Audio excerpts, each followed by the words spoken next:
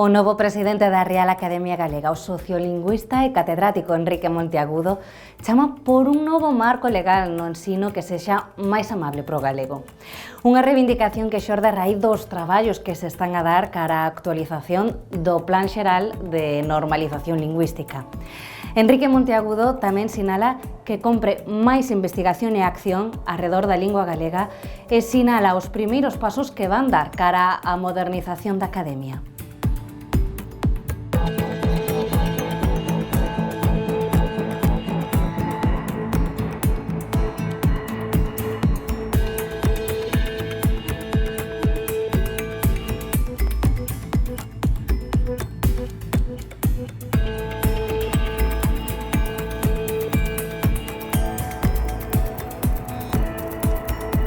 Creo que un dos elementos de renovación da Academia vai ser o propio local novo, que vai ser un local, un proxecto moi moderno, moi do século XXI, e xa impón, dá unha imaxe cara ao exterior e impón tamén uns métodos de traballo distintos aos que tiñamos. E logo hai un elemento central que é a cuestión dos estatutos, da reforma dos estatutos da Academia. Os actuais, os que están vixentes hoxe son do 2000, reveláronse funcionais, útiles, pero en algúns aspectos viuse que necesita unha voltiña. En esa voltiña temos que prever algunhas medidas para facilitar a renovación da composición da propia Academia sin perder o importantísimo capital que supón ter xente maior, non? O que acontece é que cada vez a xente máis lonxeva, os cargos son vitalicios, os académicos son vitalicios, entón temos que ver a maneira de, sin perder a xente máis maior, poder ir introducindo xente nova. Para iso existen fórmulas. E logo temos seguir con todo o desenvolvemento que viñemos facendo nos últimos anos en relación coa proxección social da Academia a través dos medios, das redes sociais e dos medios de comunicación, unha política de comunicación moi activa, moi proxectada cara a fora.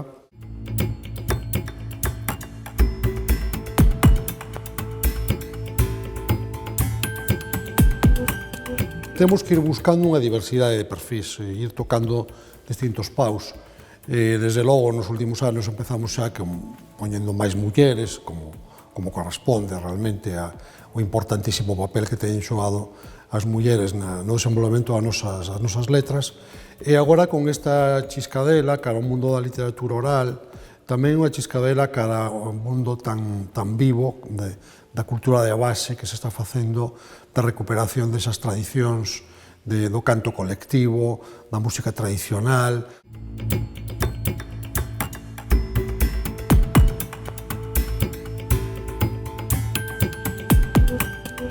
A composición destes grupos de traballo e o marco no que están traballando do Plan Xeral fai esperar que ofrezan propostas valiosas e positivas para o galego, pero todo este traballo que é importantísimo de persoas expertas de distintos ámbitos non substitúe, non suplanta a necesidade dese impulso político que necesita o galego.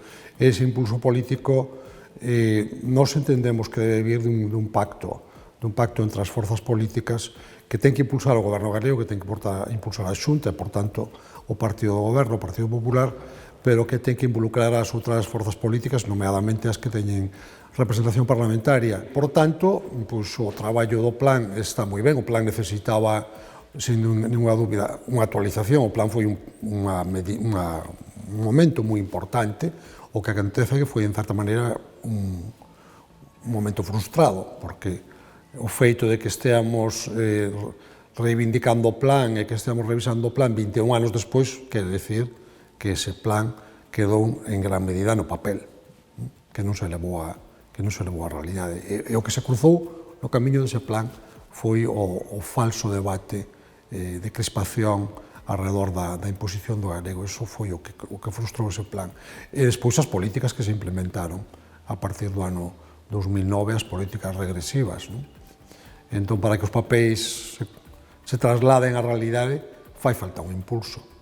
E ese impulso dificilmente vai vir únicamente do goberno do partido que o sustenta, Inda que non tivese a trayectoria que ten ata agora, que nos fai pensar que dificilmente lle vai dar ese impulso, inda que tivese unha trayectoria moito máis implicada, moito máis activa, moito máis eficaz na promoción do galego, que non ten, esa é a realidade, e os datos están aí, pois aínda así precisaría ese acordo.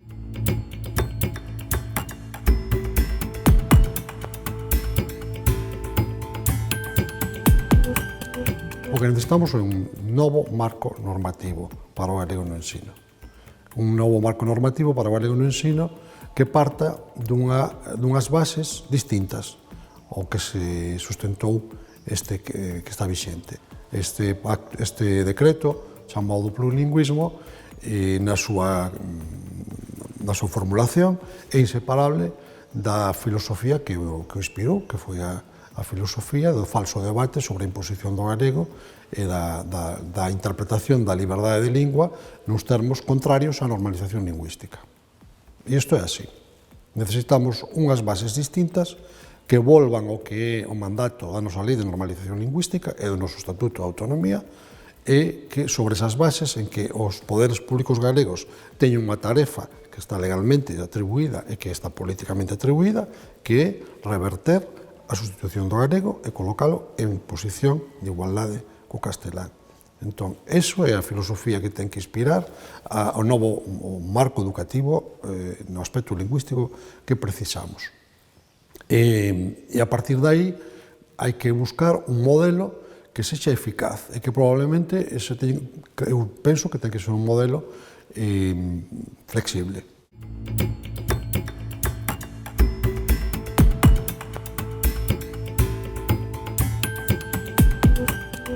Levamos anos reclamando que exista un organismo que sexa un laboratorio de ideas e de experimentos alrededor da promoción do galego, sobre todo, pero non só no campo da educación.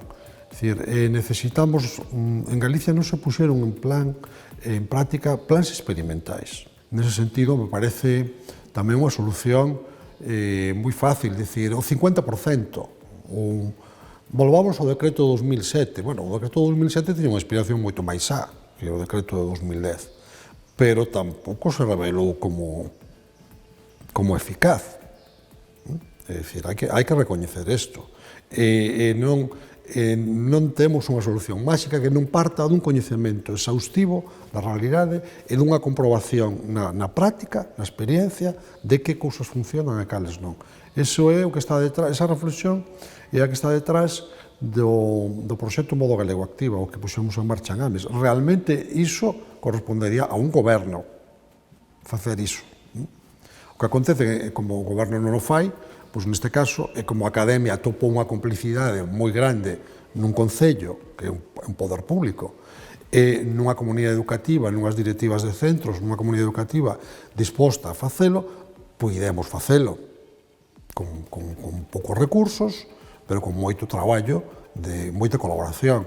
Pero iso non é maneira de facelo. A maneira de facelo é desde un goberno e considerando non só este experimento, sino outras posibles experiencias, das que a sociedade saia aprendendo máis de como se poden facer as cousas para mellorar a situación do galego.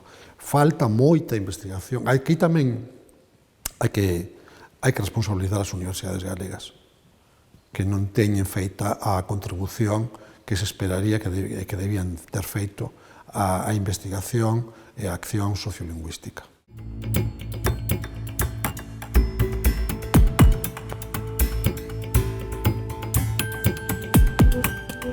A Academia ten unhas tarefas moi específicas que podría ter que facer moito mellor se tivese máis recursos. Xa non eses recursos limitados cos que ti soñas, senón simplemente cos recursos imprescindibles e os xustos que necesitaríamos. Nós agora temos un dicionario en liña que ten unha enorme utilidade, como demostran os millóns de consultas anuais que se fan.